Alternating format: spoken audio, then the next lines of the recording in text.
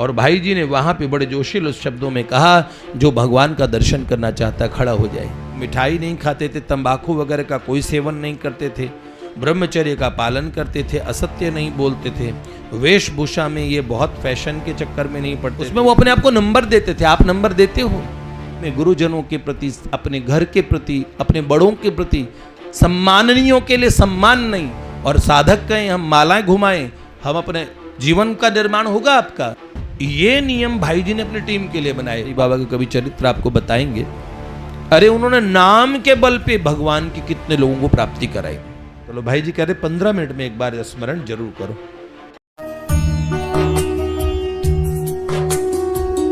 और हम लोग कहां तक पहुंचे आप लोगों को स्मृति में होगा। वाह, कल्याण का प्रचार भाई जी के जीवन काल में किस प्रकार से हुआ। कल्याण आज भी कल्याण आती है, पढ़िएगा, अपने नारदी निकुंज में आती हैं और भक्तों के घरों में। पहले थोड़ा सा पोस्ट ऑफिस का कोई इशू हुआ था, लेकिन कल्याण अपने घर में जरूर होनी चाहिए। वाह, हमारी लाइब्रेरी में सेठ जी भाई जी के समय जो छपी थी वो कल्याण भी है। ये बड़ी सुंदर बात है। आप देखिएगा उस काल में वो संकल्प है महापुरुषों का। तो इसीलिए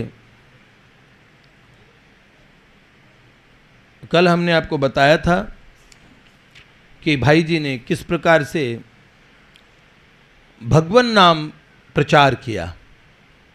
25 अक्टूबर 1927 में दीपावली की 1:45 बजे रात्रि में भाई जी ने ऐसा संकीर्तन हुआ भाई जी के निवास स्थान पे। भाई जी ने कहा, नाम कीर्तन कराने से अनंत लाभ होता है। कीर्तन की ध्वनि जहां तक जाती है, हमारे यहां कहते हैं कलो केशव कीर्तनात्। भगवान ने कहा मेरे नाम का प्रचार करो। शायद नारद भक्ति सूत्र में, मैं थोड़ा अगर ये सूत्र भूल नहीं रहा तो वो सूत्र कुछ ऐसे मेरे विस्मृत है। स कीर्तिमान शीघ्रमेव आविर्भवति अनुभावेति च भक्तान। शायद ये सूत्र ऐसे है, हो सकता है थोड़ी त्रुटि हो, लेकिन कीर्तन करने से भगवान कहते नाहम वसामि वैकुंठे योगिनाम हृदय नवे। हाँ, मद्भक्ता यत्र गायन्ति तत्र तिष्ठामि नारद है। कभी कभार मैं योगियों के हृदय में नहीं होता हूं, वैकुंठ में भी नहीं होता हूं, पर नाम कीर्तन जहां होता है भगवान कहते वहां मैं होता हूं। देवर्षि नारद जी महाराज कहते हैं कि जो कीर्तन करता है, कीर्तन में भगवान का अनुभव हो सकता है। कई संत, मैं एक बार पूज्य श्री जगत गुरु कृपालु जी महाराज को सुन रहा था।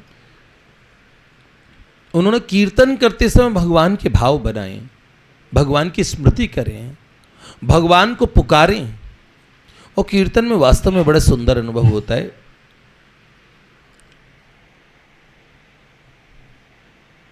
हमारे सेठ जी बड़ा सुंदर कीर्तन करते थे। भाई जी ने सेठ जी की अनुमति लेके उस समय आसाम में भी भगवान नाम प्रचार बड़ा किया। पहले कलकत्ते पधारे सबसे पहले, तो वहाँ हावड़ा के रास्ते में भाई जी ने बड़ा अच्छा जुलूस निकाला और उसमें कीर्तन, भगवान नाम भव्य कीर्तन हुआ। बांसतल्ला गली तक गोविंद भवन भाई जी पहुँचे और गोविंद भवन में लोग भरे हुए थे। उस समय बड़ा चित्ताकर्षक भाई जी का प्रवचन हुआ और भाई जी ने वहाँ पे बड़े जोशील शब्दों में कहा, जो भगवान का दर्शन करना चाहता खड़ा हो जाए। और उस समय वास्तव में वहाँ कोई खड़े नहीं हुए, केवल एक डूंगरमल जी लोहिया थे, वो खड़े तो हुए लेकिन वो भी तुरंत बैठ गए। ये बड़ी अनोखी बात थी। बाद में भाई जी को लगा कि भगवान ने शायद उन लोगों को, वरना जब भगवान चुनते हैं, यमे वेश वणुते तेन लभ्य, मैं भगवान को पाऊं, उनके दर्शन करूं, ऐसे भाव उसके मन में ही आते हैं जिसको भगवान स्वयं इस भाव के लिए चुनते हैं। बहुत जबरदस्त प्रचार कलकत्ता, नलवाड़ी, गुवाहाटी, शिलोंग, तिनसुकिया, डिब्रूगढ़, नौगांव, भागलपुर, सब स्थानों में बड़ा। एक बार ऐसा लगा श्री चैतन्य महाप्रभु ने कोई समय में जो आंदोलन प्रारंभ किया था वो बड़े ज़बरदस्त तरीके से भाई जी ने उस समय भगवान नाम प्रचार का कार्य कराया।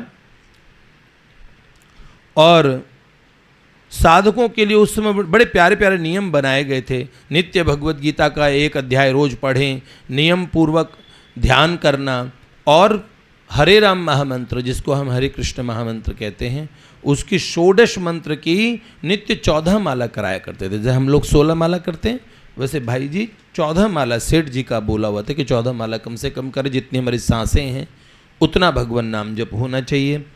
और संध्या दोनों काल की करनी चाहिए। एक एक माला गायत्री मंत्र की जप करें।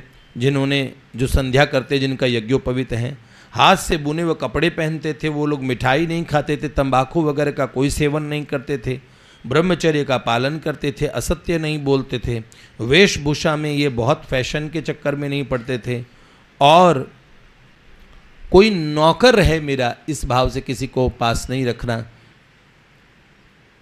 अपना कार्य स्वयं करें, स्वावलंबी बने, खर्च अपना अपना खुद करें, यथासंभव क्रोध न करें। ये बातें क्यों बोल रहे हैं? जीवन में असद आचरण है, जब कर रहे हैं, जब का असर होगा एक दिन, लेकिन उस समय नहीं होगा। आचरण गलत का बड़ा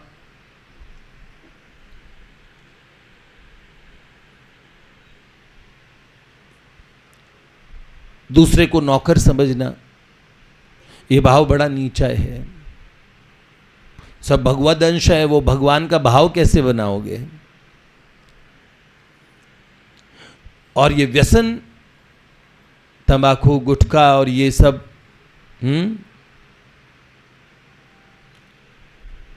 ये बड़ा खराब है। फिर भगवान नाम का रस कैसे आएगा? यथासंभव क्रोध न करना। अरे ये बड़ा बैरी है। काम और क्रोध 2 चीज ऐसी है, बड़ी खराब है बेटे, करना नहीं चाहिए। जितने लोग बोलते हैं कि करना नहीं चाहिए वो भी क्रोध करते हैं। विडंबना देखो। यहां तक कि क्रोध पे प्रवचन करने वाले महात्माओं को भी क्रोध करते देखा गया है। उसकी भूमिका अलग अलग हो सकती है, उसका परिणाम अलग अलग हो सकता है, पर हमारे लिए क्रोध परिभाषा, हमारे यहाँ शास्त्रों में कहते हैं ना, महापुरुषों का क्रोध भी मंगल कारक होता है। जब क्रोध करते हैं, देवर्षि क्रोध नहीं करते, बड़े शांत रहते हैं, लेकिन नल कुबर पे किया तो उन्हें वृक्ष बना दिया। लेकिन मंगल, अरे मेरे को गुस्सा कैसे आया?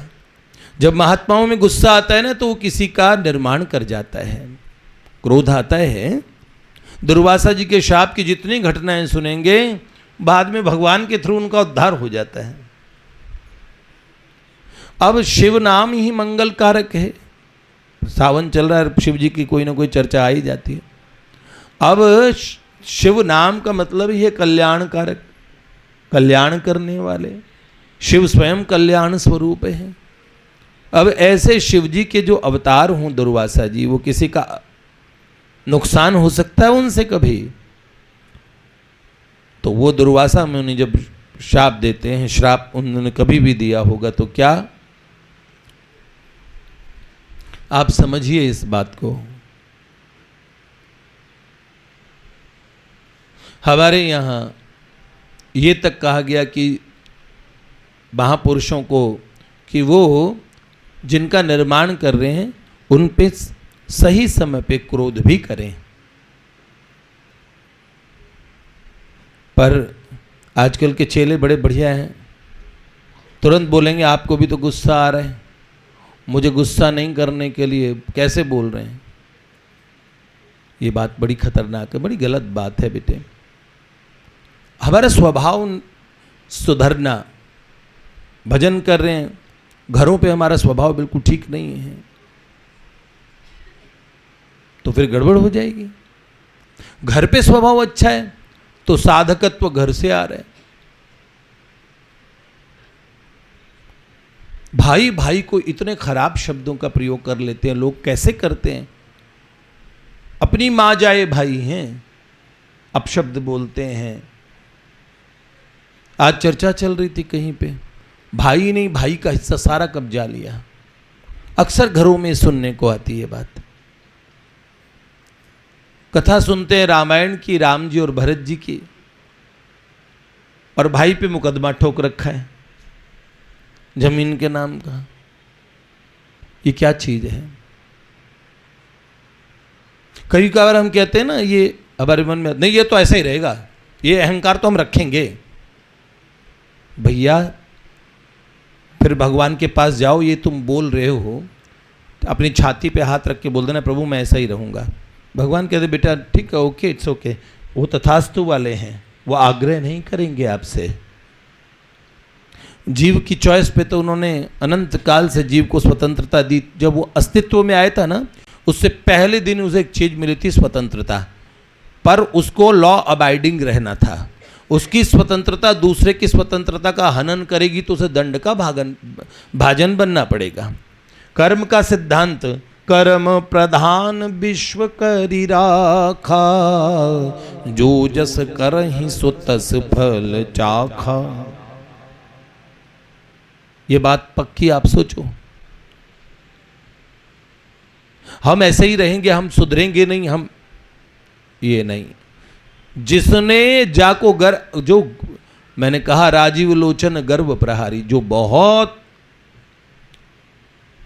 किसी भी चीज का गर्व करते हैं, इसलिए गुरुजनों की बात सुन के, आग्रह सुन के अपने जीवन में सुधार कर लेना चाहिए। ये स्वभाव बिल्कुल अच्छा नहीं है। अपना चेहरा उस समय देखना जब आपके मन में धूर्तता आती है, कपट आता है, छल आता है, क्रोध आता है, आप समझिए उस समय आप कैसा होते। जरा शीशा देखिएगा, उस समय बड़े विकृत हो जाते हैं। इसलिए ऐसे अपने जीवन को जो साधन से अपनी मनोभूमि को तैयार करते हो, उसे बिगाड़ो नहीं। इसलिए ये नियम देखो, भक्त बालक ओम प्रकाश जी ने एक लॉफ्टी कैरेक्टर चार्ट बनाया था। उसमें वो अपने आप को नंबर देते थे। आप नंबर देते हो? कोई आपके घर का व्यक्ति आपको सही बात समझाए, आप कैसे शेर की तरह उस पर कूद के चढ़ेंगे? अपना भाई बोल रहा है इसलिए उसकी बात नहीं सुनेंगे, साधक के नाते नहीं सुनेंगे। आप देखो कितनी पशुता आपके अंदर अभी भी भरी पड़ी है। आप पशु हैं, ये पशुता है, गलत बात है, ये ठीक बात नहीं है, बिल्कुल ठीक नहीं है। आप कभी देखो, विवेक मनुष्यों में ही होता है। जानवर का पिता जानवर, जैसे मान लो कुत्ते का बाप कुत्ता ही, तो वो कुत्ता उसे समझाता है कभी कुछ, तो वो बाप का लिहाज करता है। पर आदमी का जो बच्चा होगा, वो इंसान है भीतर से, तो पिता कुछ कहता तो सोचता है मेरा बाप बोल रहा है मुझे, यार सुनता हूं। तभी तो कहते मेरे बाप मत बनो। मतलब बाप ऐसा है कि जिसकी सब सुनते हैं, पर जो बाप की भी ना सुनता हूं, इसका मतलब उसमें पशुता है।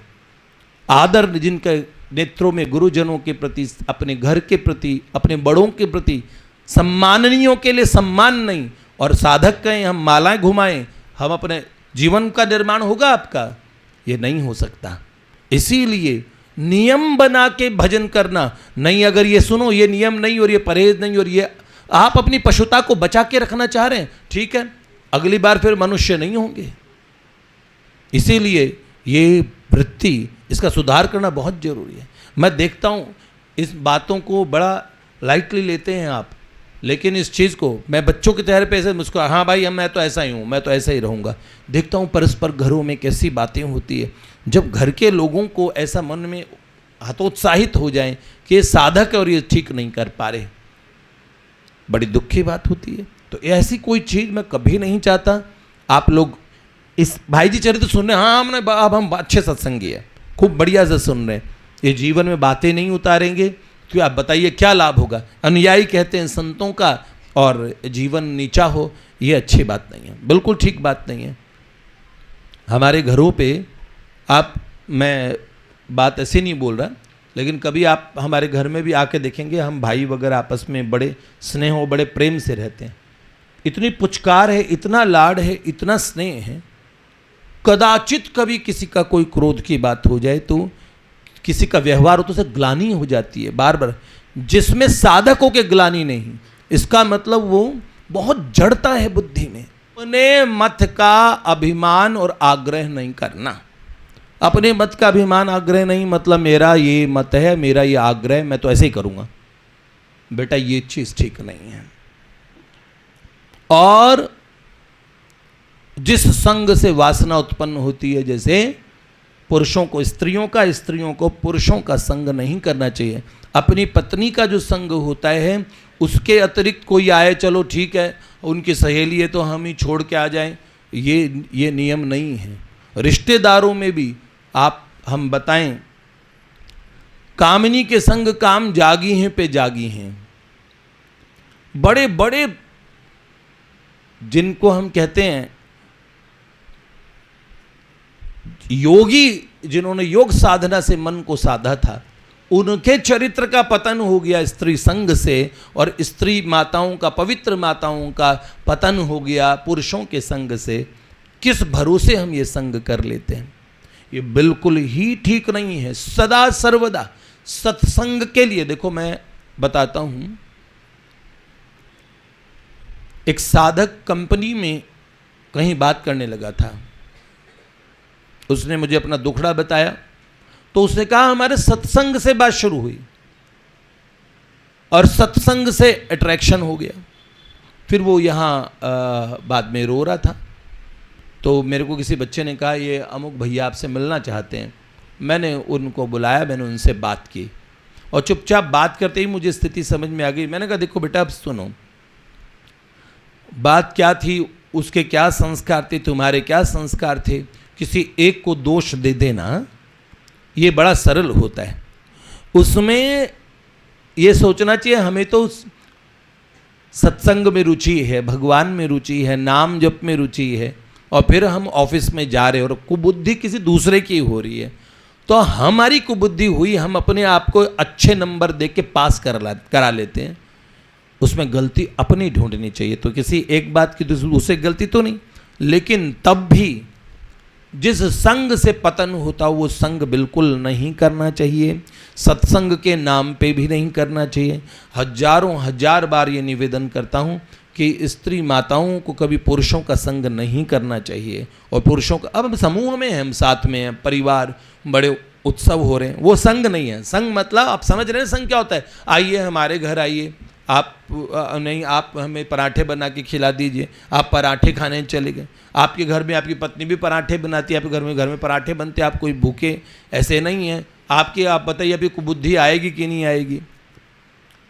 ये अपने आकर्षण को आगे बढ़ाने का कुछ कई बहाने होते हैं। अब भगवान इन्हीं आकर्षणों में पड़े और भगवान को पाना चाहते हो, आप बताइए। बड़ी हास्यास्पद, बड़ी मुझे लगता है कि ये विसंगति है व्यवहार की, ये ठीक बात नहीं है। ये कुछ चीजें हैं, ये नियम भाई जी ने अपनी टीम के लिए बनाए। अपना विरोध सहन करना शांतिपूर्वक, अपने मत का अभिमान नहीं करना, और मेरा ये आग्रह है कि मैं ऐसे ही करूंगा। परिवार में बड़े से छोटे से तक अगर अपना अपना आग्रह भूल जाएं, जैसे सास थोड़ा बहुत देख ले कि बहू के हिसाब से मैं थोड़ा एडजस्ट कर लूं, तो लड़ाई नहीं होगी। और बहू भी, ये मेरी सासू माँ की उनकी डिग्निटी है, मैं मान लेती हूँ, पर हम लोग आपस में अपने अभिमान टकराने लगते हैं, वहाँ से गड़बड़ होती है बेटे। ये प्रमुख नियम इस प्रकार के उन्होंने अपने सभी साथियों के लिए बनाए। भगवान नाम प्रचार का कार्य उन लोगों के साथ शुरू किया जो ये नियम मानते थे। हाँ, तो अब भाई जी ने खूब उस साल प्रचार किया, और उसी समय मीरा बहन जो इंग्लैंड के नौसेनापति की पुत्री थी, मिस स्लेड नाम था, वो भाई जी से मिलने आई उसी साल। और साबरमती आश्रम में गांधी जी की प्रार्थना सभा में भाई जी गए और रात्रि के 9 बजे तक बातचीत हुई। तो गांधी जी ने कहा मैं भी कल्याण के लिए लेख लिखूंगा, और गांधी जी ने कई लेख लिखे हैं उस काल में भाई जी के कहने पर, और वो मैंने भगवान नाम जप के भगवान नामांक तक में भी लिखे हैं, वो भी मैंने पढ़े हैं। और इसके बाद में चिमन लाल जी गोस्वामी इसी यात्रा में, जिन्होंने बहुत कल्याण के बाद में संपादक भी रहे, और भाई जी के अनन्य परिकर बने, वो भी इसी यात्रा में जुड़े। राजस्थान में भी भाई जी बीकानेर, रतनगढ़, सरदारशह, छापर, बीदासर वगैरह सब स्थानों पे रोहतक तक भगवान नाम प्रचार की धूम मचाते हुए दिल्ली पहुँचे। वहाँ से खुर्जा गए। जब भाई जी पूरे भारत की इस हरि नाम यात्रा पे चल रहे थे तो साधकों को उनका ये बल था कि इसी जन्म में भगवान मिलते हैं। नियमों को मान के भगवान का भजन करो, भगवान की प्राप्ति नहीं हो सकती, ये विचार ही आपके मन से निकल जाएगा। पर हम नियम माने बिना, हम मन माने तरीके से कभी साधना की, कभी नहीं की, और साधन कर भी रहे तो अंधी आटा पीसती जाए और पीछे बकरी खाती जाए। अब ये क्या बात है? तो इसीलिए फिर भाई जी जब खुर्जा आए ना, तो उस समय की प्रसिद्ध संत हरि बाबा जी अपने बांध से पैदल चल के, बहुत दूर पैदल चल के भाई जी को स्टेशन पे मिलने आए। हरि बाबा ने पूरा बांध बना दिया। उनके क्षेत्र में बहुत बाढ़ आती थी गंगा जी की। उन्होंने अपने संकल्प से वहाँ के फिर तो इतने इतने लोग जुड़ गए। बड़ी अलौकिक घटना है, हरि बाबा का कभी चरित्र आपको बताएंगे। अरे उन्होंने नाम के बल पे भगवान की कितने लोगों को प्राप्ति कराई। एक हरि बाबा जी के चरित्र में ये है, एक सज्जन बड़े नास्तिक किस्म के थे और बाबा से वो बड़ी बहस कर लेते हैं और बहस करते हैं और कहते मैं ये ईश्वर को और इस सब को नहीं मानता। शायद बाबा ने उसे उस समय बताया था ना कि उसका, हाँ, उसने बड़े अपराध किया। उससे फिर उसकी मृत्यु हुई और मृत्यु होने के बाद में, मतलब पहले भयानक रोग हुआ, फिर मृत्यु हो गई। तो बाबा से फिर उसने प्रार्थना की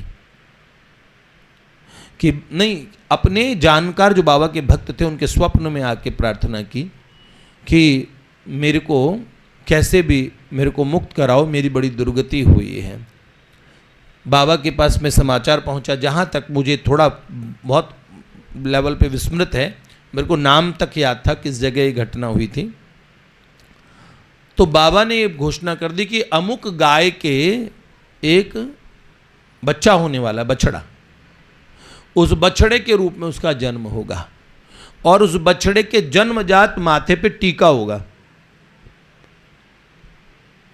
और जब वो गाय ब्याई तो वो बछड़ा हुआ। सारी तरफ हल्ला मच गया। बाबा ने पहले ही बोल रखा था वो पैदा होगा तो लोग जा जा के दर्शन करने लगे। उसके माथे पे टीका था और फिर उसके लिए बाबा तो हर चीज़ के कल्याण के लिए हरि नाम कराते थे। भाई जी को हरि बाबा बड़ा प्रेम करते थे, बहुत ज़्यादा स्नेह था। और कीर्तन का प्रभाव इतना हुआ कि एक रविंद्र जी महाराज से बड़े फेमस बने, उनके कई लेख पढ़े हैं। पुरोधा और अग्निशिखा पांडिचारी से जो कुछ पेपर्स निकलते थे उनके वो संपादक थे। ये बड़े आर्य समाजी थे, कीर्तन को बड़ा तमाशा समझते थे। और उस दिन उन्होंने भाई जी को कीर्तन करते हुए देखा। उस कीर्तन में जाने उन्हें क्या हो गया, और उसी दिन से वो कहते हैं भाई जी की मेरे हृदय में से छाप पड़ी। मैंने देखा ऐसे महापुरुष होते हैं और मेरा भगवान में विश्वास और मेरे जीवन के अंदर आमूल चूल परिवर्तन हो गया केवल एक कीर्तन के दर्शन करने से।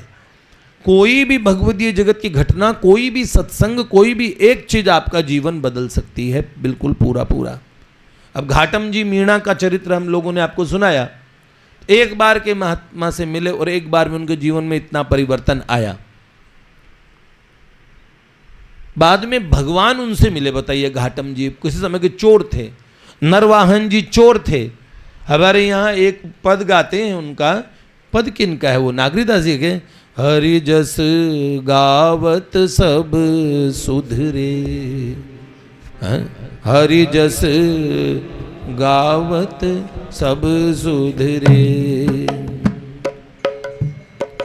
गावत सब सुधरे, हरि जस गावत सब सुधरे, हरि जस गावत सब सुधरे, नाऊ छिपा जाठ जुला, नाऊ छिपा जाठ जुला, सन्मुख जाए जुरे हरि जस, सन्मुख जाए जुरे हरि जस, गावत सब सुधरे हरि जस, गावत सब सुधरे।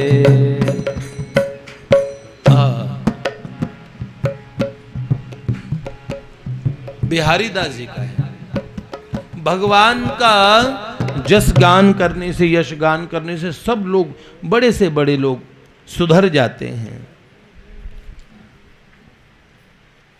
एक बहुत अच्छी बात इसी बीच में भाई जी के जीवन काल की आती है। उस समय भाई जी ने एक बात कही थी कि सबसे सुंदर बात है, जीवन के उपरांत भगवत दर्शन की बातें बतानी चाहिए।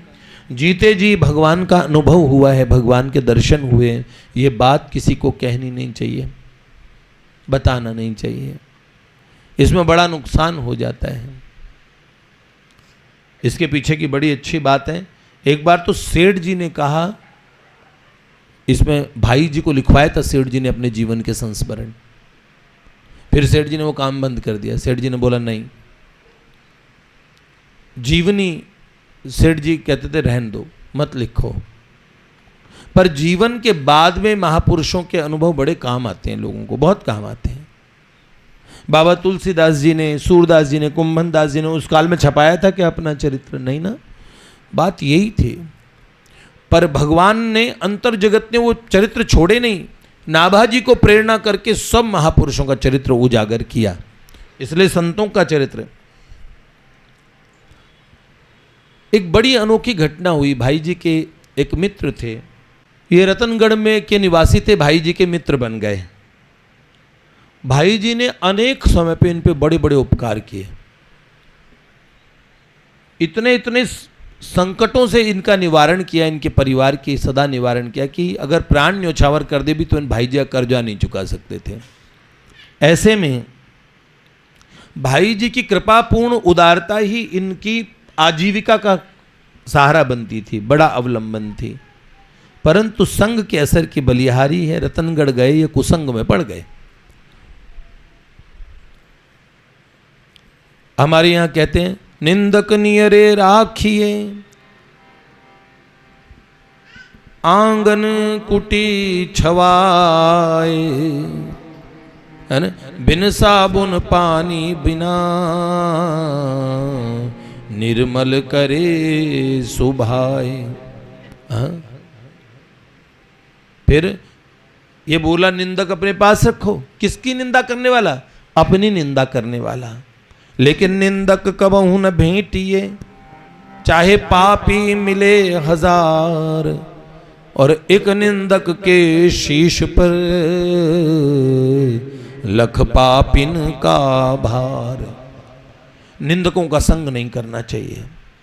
तो कुसंग में पड़ के ये बड़ा गड़बड़ बात हो गई, मरणासन्न हो गए और लोगों के बहकावे में आके इन लगा बहुत कर्जों में फंस गए थे। भाई जी के कारण इनका जीवन यापन चलता था और इन्होंने वहाँ लोगों को कहना शुरू कर दिया कि भाई जी के ऊपर मेरे कुछ पैसे निकल रहे हैं। और पैसे उस समय के बताए, उस समय के 2000 रुपये, उस समय 2000 बहुत होते थे। भाई जी पे कल्याण का भार आ गया, कल्याण का सारे लॉस चल रहा था, कल्याण का भी। उसमें से कैसे भाई जी वो उनको पूरा करते थे। और उसी समय उन्होंने वहाँ पे रतनगढ़ के लोगों को बताया, कई लोगों को कह दिया कि 2000 रुपये का हिसाब मुझे भाई जी से लेना बाकी है। और भाई जी को पत्र लिखा लोगों ने, क्योंकि भाई जी बड़े सरल थे और लोगों का था कि भाई तुझे पैसे मिल भी जाएंगे। इसके बाद पत्र लिखने के बाद इनकी मृत्यु हो गई।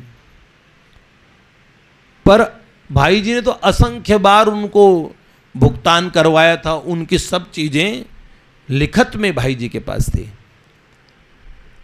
तो अगर भाई जी सत्य बताते तो उन पे मरने के बाद भी कलंक का टीका लग जाता कि भाई उन्होंने भाई जी पे ही पैसों की बात कह दी। और जीवन भर भाई जी ने, लोग चारों तरफ ये प्रसिद्ध था कि इनका सारा खर्चा वगैरह इनके परिवार का भाई जी उठाते हैं। अब उस समय भाई जी नहीं चाहते थे कि इनके मित्र को मरने के बाद झूठा समझे, इसलिए भाई जी ने उस बात को स्वीकार किया, वास्तविक बात कि ठीक है। उसने अगर बोला जाने से पहले कि 2000 रुपये बनते हैं तो मैं दूंगा, और उसने वहाँ उन लोगों ने ये बात प्रचारित कर दी कि देखो बेचारे के 2000 रुपये भाई जी के पास में है। तो भाई जी ने कहा अगर मैं अपने आप को सही साबित करूं तो मेरा मित्र गलत साबित हो जाएगा, उस पर कलंक लग जाएगा। रुपयों की उस समय पूरी कल्याण की व्यवस्था देखने के समय बिल्कुल भाई जी के पास कोई, तब भाई जी को पहली बार लगा, रतनगढ़ में उनकी पैतृक संपत्ति थी। मैंने बताया उस समय 5 रुपया महीने पे लोगों की जॉब लगती थी, तो उस समय 2000 रुपये बहुत बड़ी अमाउंट होता था। तो ऐसे में भाई जी ने अपनी पैतृक संपत्ति को बेच के मैं उसको पैसा दूंगा। अब भाई जी ने ये सोचा, और ये बात भाई जी के मित्र रामकृष्ण डालमिया जी को, उनके पास सारा हिसाब था कि भाई कब कब पैसा दिया गया, उसको कितने कितने पैसे दिए गए आज तक, उसका सभी उसके नुकसान कैसे, उसके घाटे, वो सब आज तक भाई जी ने पूरे किए। और उन्होंने तुरंत पत्र लिखा कि आप अन्याय हो रहा है, ये आपके साथ अन्याय किया जा रहा है ये, और आप अपनी पैतृक संपत्ति बेच दोगे, ये बात बिल्कुल ठीक नहीं। रामकृष्ण डालमिया जी ने भाई जी को बार बार मना किया, ये आपकी उदारता का दुरुपयोग कर रहे हैं लोग, और ये तो अन्याय सहना हो गया। जीवन भर जिनके लिए किया वो आज उनके लिए अपने पुरखों की संपत्ति बेच रहे हैं आप। अब उन्होंने बड़ा, तो फिर भाई जी ने बड़ी विनम्रता से उत्तर लिखा। क्या उत्तर लिखा कि भाई देखो आज हरिराम संसार में नहीं है, मैंने उसे अपना मित्र माना था, और अब मैं सत्य अगर बोल दूंगा, मुझे ऐसा सत्य नहीं बोलना, क्योंकि उस सत्य के कारण लोग उस पर कलंक लगाएंगे और लोग कहेंगे आजीवन जिसने उनके हरिराम और उसके परिवार का पालन किया, उन्हीं भाई जी पे मरते समय असत्य बात कह गया कि हमें इतने पैसे लेने हैं। कोई बात नहीं, यदि मैं एक ब्राह्मण की तुच्छ सेवा कर दूंगा तो मेरी क्या हानि होगी, लोग मेरी बदनामी तो करेंगे, सो तो मेरी प्रिय वस्तु है, लोग बदनामी करें कोई प्रॉब्लम नहीं मुझे। अब मित्र के कलंक को अपने पर लेने में मुझे सुख मिलेगा, मैंने ये रुपए देने का निश्चय कर लिया है रामकृष्ण, और जमीन बेच के पुरखों की उनके पैसे दिए, कल्याण में देने गुंजाइश नहीं थी। अब मुझे बताओ ऐसा जहां कोई दोष ना हो जीवन में, कितने उदाहरण हैं। आगे चोर का चरित्र आएगा, आपने पूर्व में सुना होगा विष्णु दिगंबर पालुस्कर जी, जिनका गंधर्व विश्वविद्यालय महाविद्यालय संगीत का चलता है, उनका महाविद्यालय की नीलामी होने लगी, तो भाई जी ने उस जमाने में 75,000 रुपये कर्जा लिया, अपने मित्र को बताए बिना उनकी उस महाविद्यालय की नीलामी रुकवा दी, सारा उनके कर्जों का पेमेंट कर दिया। भाई जी को वो कर्जा चुकाने में 10 साल लगे, दूसरों के लिए कर्जा ले लेके दूसरों का, ये ऐसा उदाहरण है।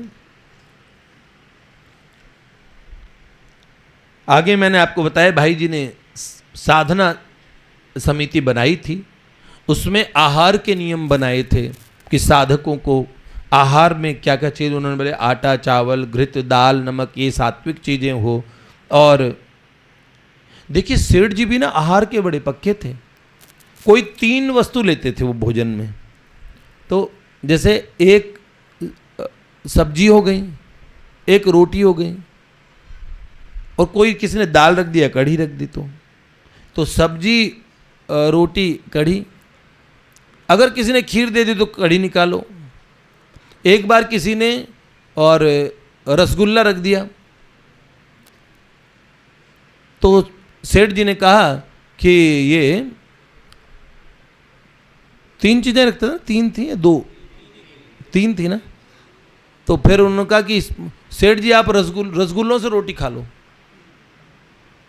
सेठ जी को कोई 3 चीज़ हो जाती थी, अगर मान लीजिए किसी ने पापड़ रख दिया तो पापड़ भी 3 चीज़ हो गए ना, तो अगर रख दिया सब्जी, रोटी और पापड़, अगर खीर रख दी, अगर जो चीज़ बाद में आई, मतलब फिर वो था जो 3 हो गए, 3 पूरा होते ही सेठ जी मान लेते थे। कितना बड़ा उनका नियम था, वो हमेशा अपने भोजन को बड़ा संयमित रखते, बड़े पक्के थे इस चीज़ के।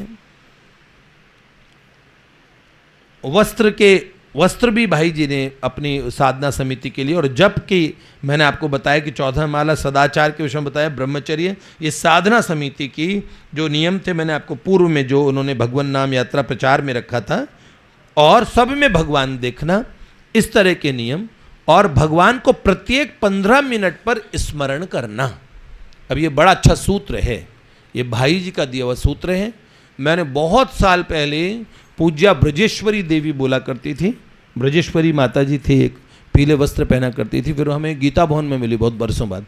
तो मैंने उन्हें कहा, माँ आपका मैं बहुत पूर्व में जब संस्कार चैनल शुरू हुआ था तो मैंने आपको उसमें आपके प्रवचनों की श्रृंखला आई थी, तो उन्होंने ये तरीका बताया था कि पहले हर 1 घंटे में भगवान को स्मरण कर लेना, प्रभु ये भगवान का हमें स्मरण रहे, और फिर क्या करना, आधे घंटे में भगवान का स्मरण हो। तो एक बार स्मरण कर लेना, प्रभु प्रणाम, मन में, फिर 15 मिनट में स्मरण कर लो। भाई जी कह रहे 15 मिनट में एक बार स्मरण जरूर करो। हाँ, मैंने 15 मिनट हम कर लेंगे स्मरण, लेकिन पूरे दिन में हर 15 मिनट में ध्यान रखना कि मुझे स्मरण आ गया। फिर मुझे स्मरण करना है, इस बात में आपको भगवान का स्मरण लगातार रहेगा। अलार्म लगा के कई लोगों ने कर रखा था, स्वामी जी महाराज का था, उसमें गए हे नाथ धुन आती थी, मैं आपको कभी भूलूं नहीं नाथ। सही, तो भगवत स्मरण की बड़ी अच्छी तो ये तकनीकी का प्रयोग किया लोगों ने, उसमें 15 मिनट का अलार्म लगाते थे कई लोग, और उसमें हे नाथ की ध्वनि आती थी। पर ऑफिस में तो हे नाथ लगा नहीं सकते, क्योंकि मीटिंग में बैठे अचानक बॉस बोलेगा हे नाथ, ये क्या हुआ भैया। तो इसीलिए अब मन का अलार्म कैसे लगाएं, इसमें यह ध्यान रहे। तो आदमी सोचे पहले 1 घंटे में एक बार याद करूंगा प्रभु को, फिर का आधे घंटे में एक बार याद करूंगा, ये याद करने का नियम। फिर मुझे याद करना है, जैसे मुझे याद करना है, इस बात में भी याद रहती है। ठीक है, इससे अनवरत याद बनी रहेगी आपको। ठीक है, ये भाई जी ने साधना समिति के नियम बनाए, और इसके बाद भाई जी के यहाँ पे एक पुत्री का जन्म हुआ, और कब हुई थी, बाई का जन्म हुआ 1929 में, और भाई जी के भगवत प्राप्ति के बाद की संतान है बाई। तो बाई में जो लोकोत्तर गुण थे ना, लोग उन्हें भाई जी की दूसरी छवि मानते थे। हाँ, ऐसे विशेष उनमें गुण थे पूज्या बाई, सावित्री बाई, फोगला जी। हाँ, और इसके बाद में हम आपको बाकी हम कल सुनाएंगे, और आगे की कल भगवत चर्चा करेंगे। श्री लाडली लाल की